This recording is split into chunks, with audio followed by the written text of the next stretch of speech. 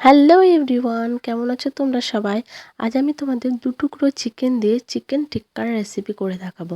Chicken টিক্কা বানানোর জন্য চিকেনগুলোকে ছোট ছোট করে কেটে নিয়েছি। তারপর একটা মিক্সিং জারে 2টো কাঁচা লঙ্কা আর চিকেনগুলোকে দিয়ে জাস্ট একবার ঘুরিয়ে নিয়েছি। তারপর একটা মিক্সিং বাউলের মধ্যে ঢেলে কুচনো পেঁয়াজ, স্বাদ মতো লবণ, হাফ চা চামচ হলুদ গুঁড়ো, হাফ চা চামচ জিরের গুঁড়ো, হাফ চা চামচ ধনিয়া গুঁড়ো, হাফ চা চামচ লঙ্কার গুঁড়ো, 1 চামচ আদা রসুন বাটা, একটু লেবুর রস,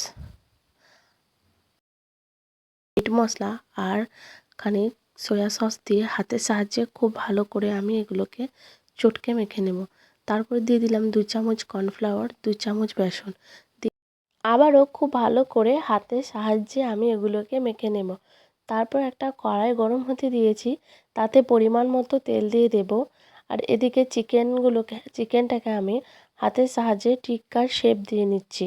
দেখো এভাবে শেপ দিয়ে নিতে হবে।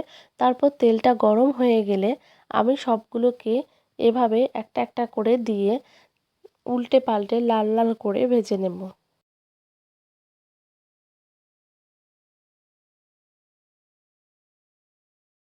সবগুলোকে উল্টে পাল্টে আমি এভাবে লাল লাল করে ভেজে নিয়েছি।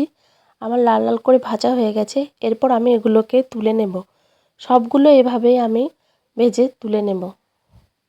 দেখো দেখতে যতটা সুন্দর হয়েছে, খেতেও সত্যি খুবই সুন্দর হয়েছে। এভাবে বাড়িতে বানিয়ে দেখো, খেতে খুবই ভালো লাগবে। তো আমার এই ভিডিওটা যদি ভালো লাগে চ্যানেলটাকে সাবস্ক্রাইব করে ভিডিওটাতে একটা লাইক করে দিও।